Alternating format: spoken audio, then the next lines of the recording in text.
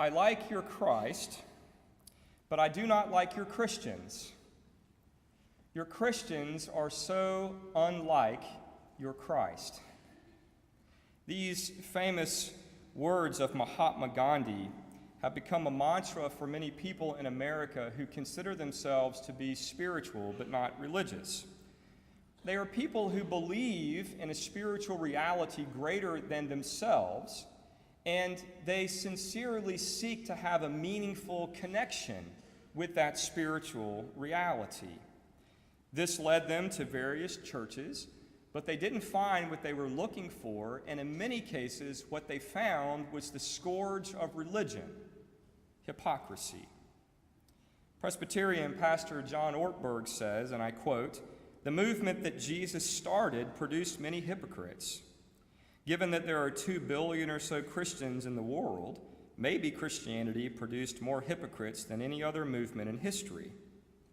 And in one recent survey, we saw that 85% of unchurched young people, 85% believed that Christians were hypocritical.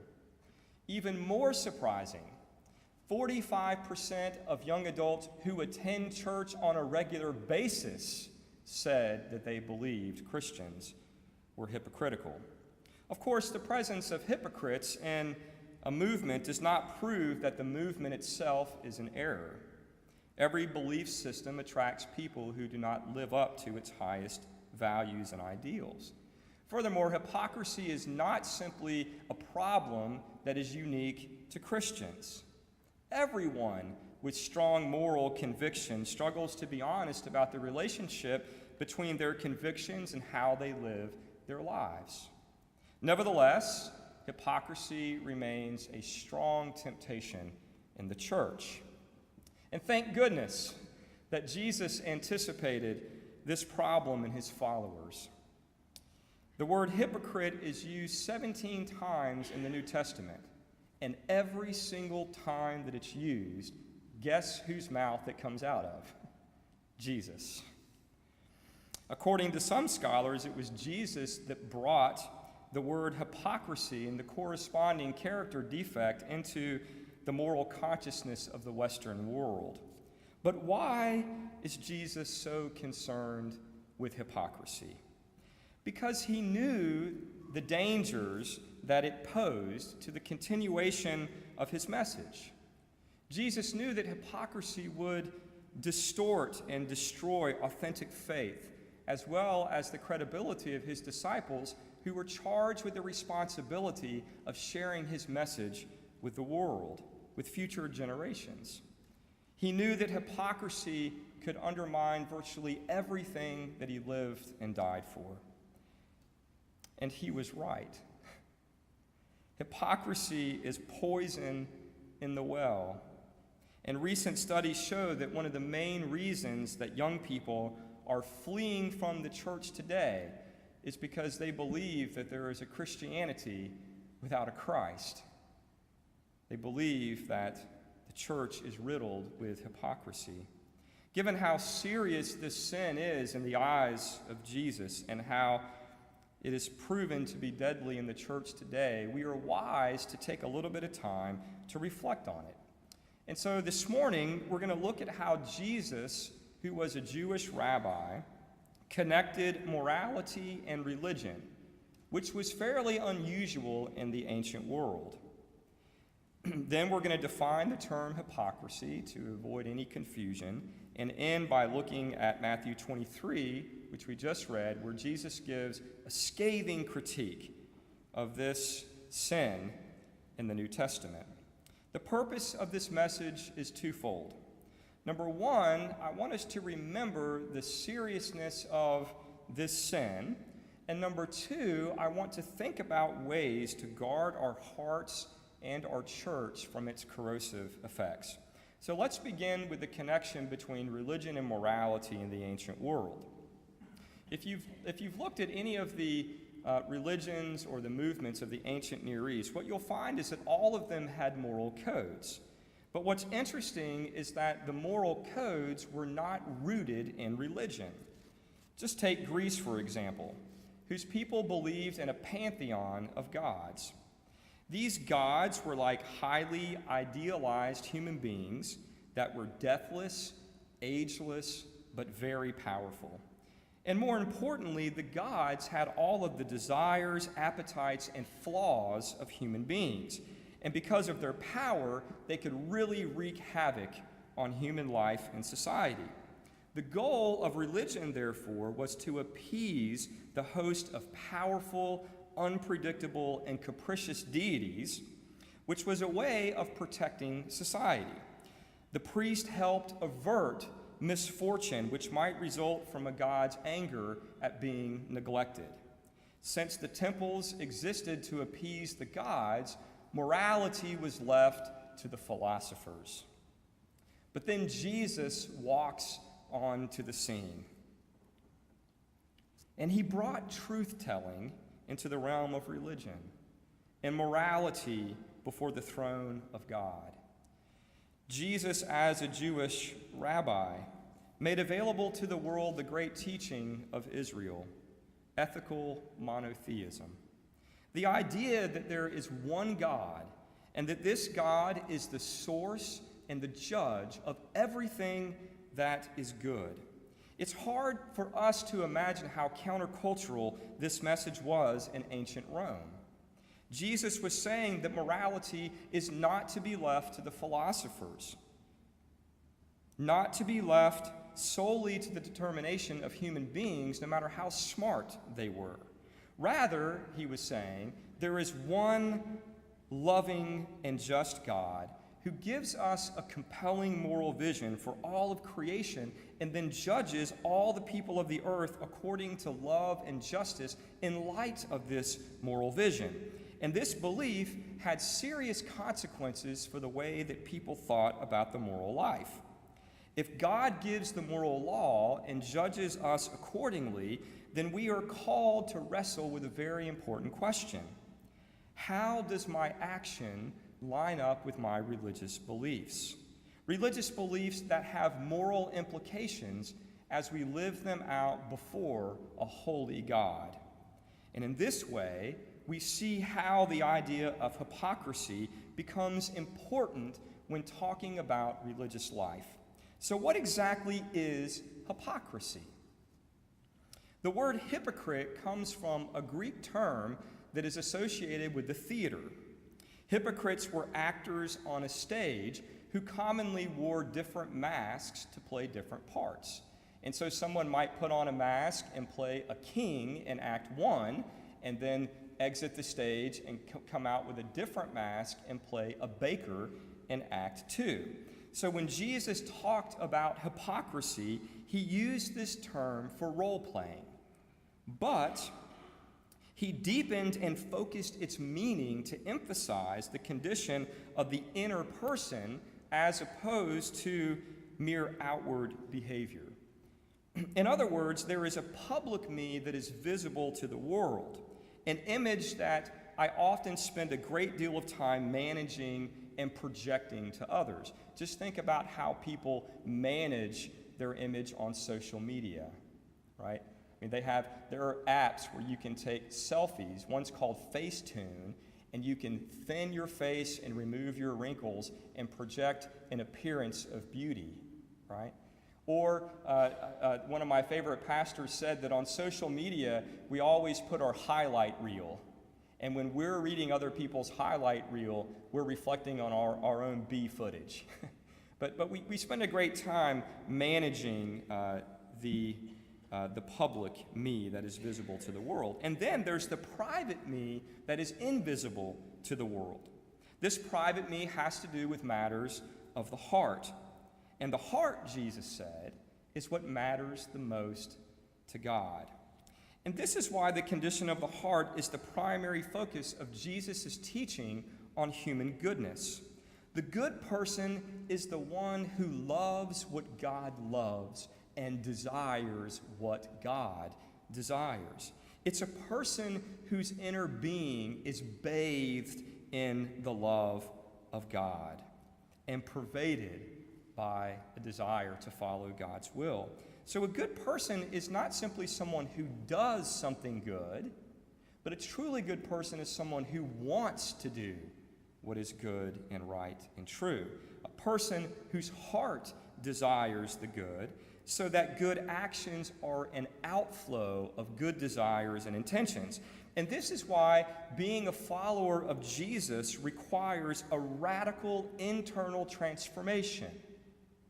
One of the things that bothers me about churches today is that oftentimes they're more interested in making good church members, even more so than making followers or disciples of Jesus Christ. And that's because you can be a good church member and have no internal change. You can come to church every Sunday morning for worship and every Wednesday night for Bible study. You can come to youth on Sunday evening. You can do all the outward things. You can tithe. You can show up and serve in the kitchen. You can do all of these things, and you can be a good church member, and it doesn't necessarily require you to have a radical internal transformation. But if you're going to be a follower of Jesus Christ, it requires radical change from the inside out. It's a radical transformation that takes course over a person's entire life. Again, this is what is most important to Jesus, the heart. And hypocrisy becomes a subject of conversation when we notice an incongruence or a misalignment between the inner and outer life, between the public me and the private me. But if we stop here, we miss the true meaning of hypocrisy. Hypocrisy is not merely failing to live up to your beliefs. It's not simply about saying one thing and doing another. All of us, if we're honest, all of us fall short of our ideals. All of us are guilty of moral failing, of not living up to our highest values. And if hypocrisy were simply failing to practice what we preach, we would all be in a great deal of trouble. But hypocrisy cannot be reduced to some general idea of moral failing. It's more insidious than that insofar as it involves deception. Hypocrisy takes a moral failing and hides it in order to deceive people into thinking that we're better than we really are. Do you see the difference?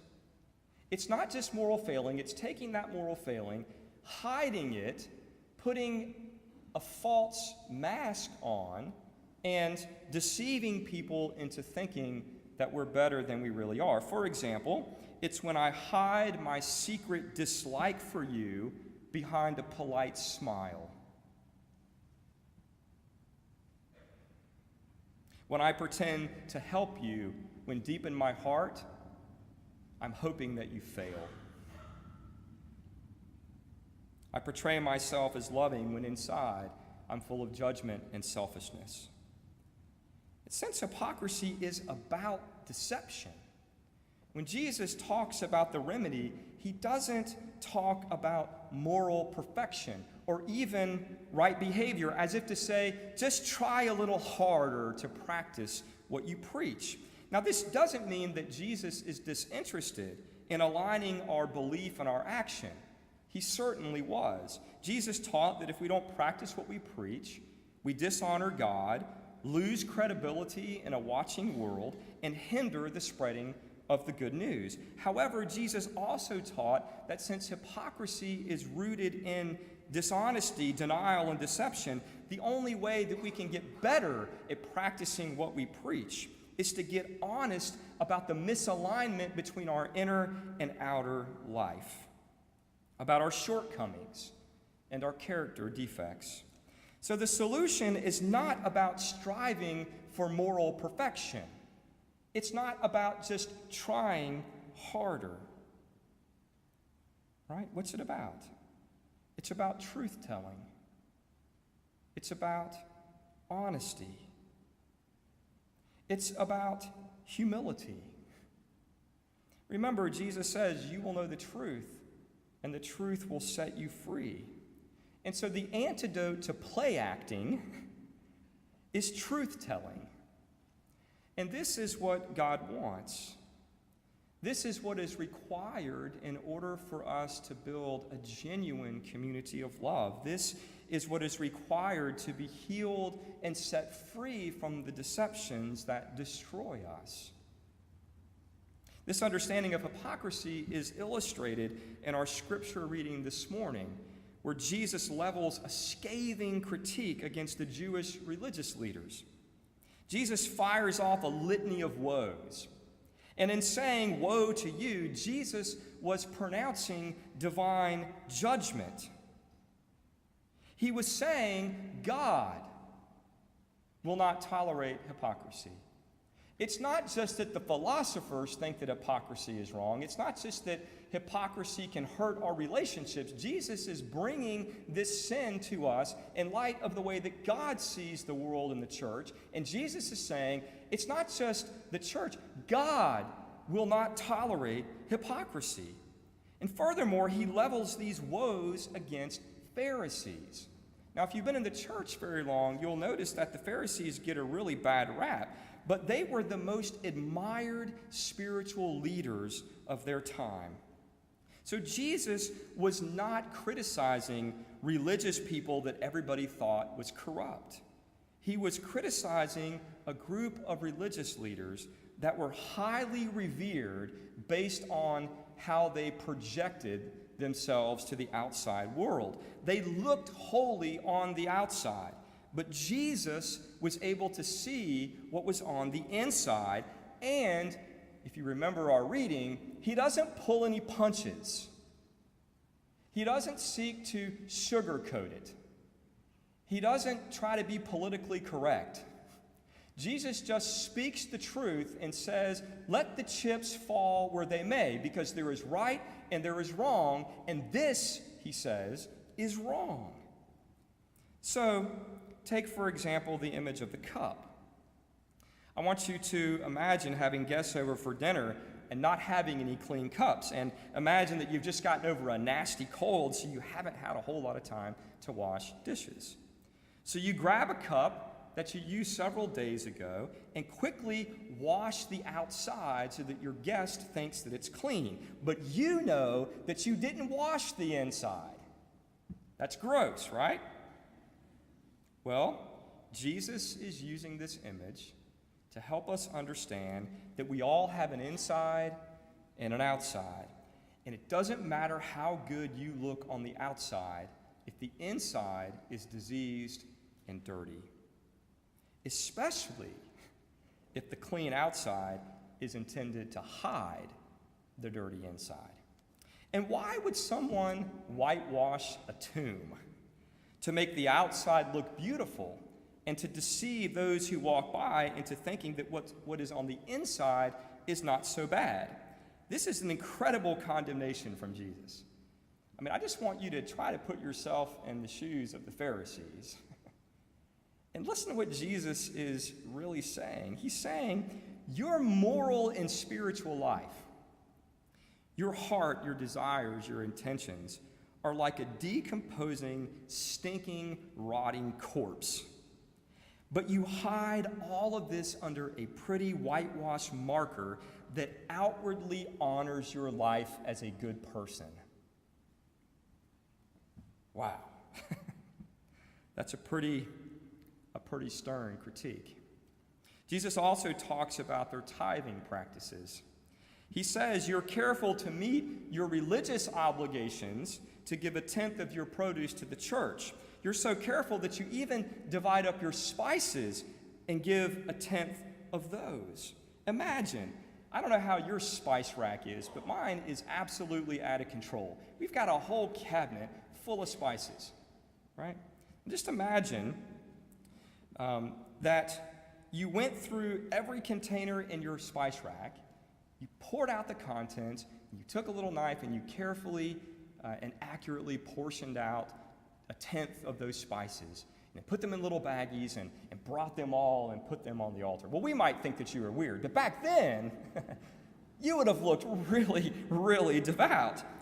But then imagine that the reason this person is focusing on this religious minutia is to distract people from seeing that on the inside he is judgmental, merciless, and unfair, harsh and critical of other people, lacking in compassion. Look at these little acts of religiosity over here so that I can hide this gross immorality and cruelty and unfaithfulness over there. That's what Jesus is saying to the most revered religious leaders of his day. And then in the end, he says, "You poisonous snakes! How will you escape being condemned to hell?" And everybody said, "Dang, Jesus, that's pretty harsh." The tension must have been so thick that you could have cut it with a knife. I mean, no wonder that Jesus made enemies. No wonder the religious leaders wanted to get rid of him. What I'm struck by is that all of this strong judgment was not leveled at people outside of the church. Every doggone bit of it was leveled at people, come on, y'all, inside the church. Jesus did not play around with hypocrisy because he knew that it was like a poisonous snake to those that were trying to follow him. And so what about those of us that are trying to follow Jesus today? Do we know how deadly hypocrisy is? How are we doing in terms of being honest about the connection between what we believe and how we live? And I just want to remind you that we all fall short of the ideals that we hope to embrace, including your pastor. I fall short every day. If you don't believe me, just ask my wife. Okay? But hypocrisy is not simply about moral failing. It's about deception. It's about hiding the moral failing behind a mask of goodness or holiness. It's about being a religious fake. This is why young people are saying, "I no longer want to be a part of the church, because what I see when I go to church are religious fakes." And that's hard for us to hear.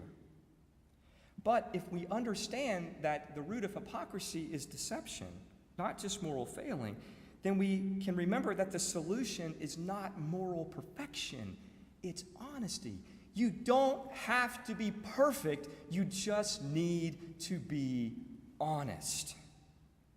Honest about where we fall short.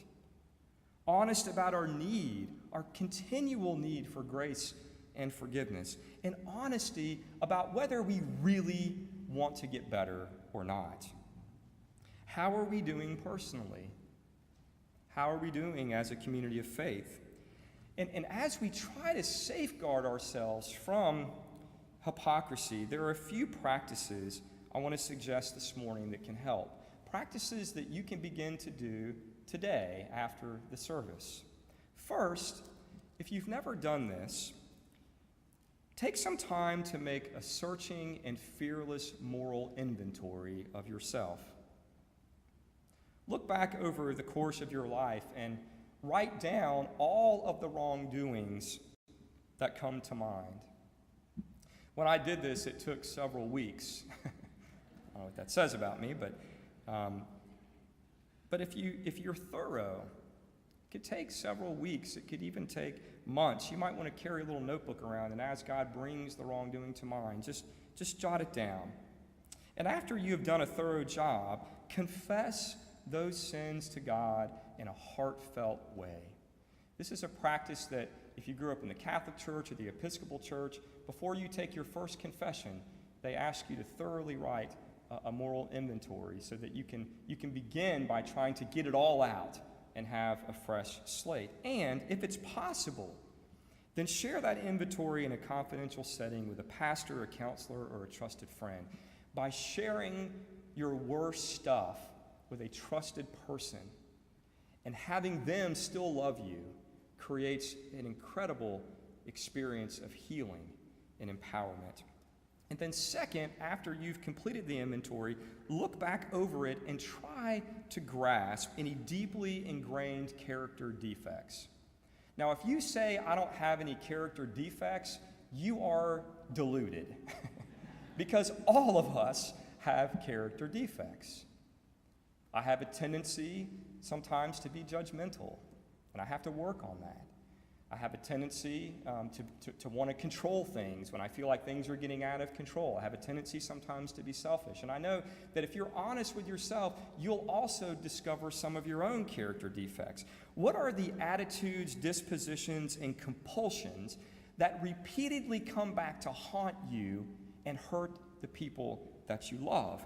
And once you get honest about this, then you can sincerely confess these to God as well. And you can ask God to begin to remove those character defects and start being more honest with other people about the struggles that you have. The power of the sin in your life is proportionate to the level of secrecy that you hold those sins. Did you know that? Jesus said you'll know the truth and the truth will set you free. The opposite of that is hiding it and not sharing it and keeping it in the dark. And the more secrets that we keep, the more power those secrets have over us. So don't hide your defects and pretend that you're better or more holy than you really are, for this is the very definition of hypocrisy. Be honest with people who are trustworthy and safe about your struggles, and God will work through your honesty and your humility to gradually remove these character defects that enslave you and injure your most important relationships. Hypocrisy is what blocks the healing of the truth. Hiding the truth not only from others, but hiding it from yourself. But humility and honesty can open our hearts and minds to the Spirit of God that can heal our hurts and set us free from the compulsion to deceive. And then finally, make a list of people that you have harmed, and where appropriate and helpful, make amends to them. Be honest about how you've hurt them, and take responsibility for the wrongdoing. Bringing the wrongdoing into the light, taking responsibility, and saying that you're sorry is a powerful way to safeguard your own heart and mind against the sin of hypocrisy. And in conclusion, I want to give you just a few moments of quiet reflection and prayer. And in just a moment, Elaine's going to play a chime signaling that time of reflection. And we're not going to take too much time, but I want you to consider what your life would look like if you even started doing one of these three practices. How would it give you access to greater healing and freedom? What would it feel like to stop play acting, to stop spending so much time managing your public image and convincing people that you have it all together when perhaps you don't? What would it be like to abandon the quest for moral perfection and focus on being honest with ourselves, with God, and with others about what we truly struggle with? And what would our church be like? What would our church be like if we gradually eradicated hypocrisy and created a real community of love in which people felt safe sharing their shortcomings and character defects? A place where we could bring our hurts and habits and hang-ups, bring it into the light, and find support and healing and spiritual growth from people like us who struggle with real problems, without judgment, without ridicule, without criticism, without worry of being kicked out of the tribe. So I just want you to take a few moments now just to take a deep breath and have some silent prayer and reflection to see what it is that God would have you do with this message this morning.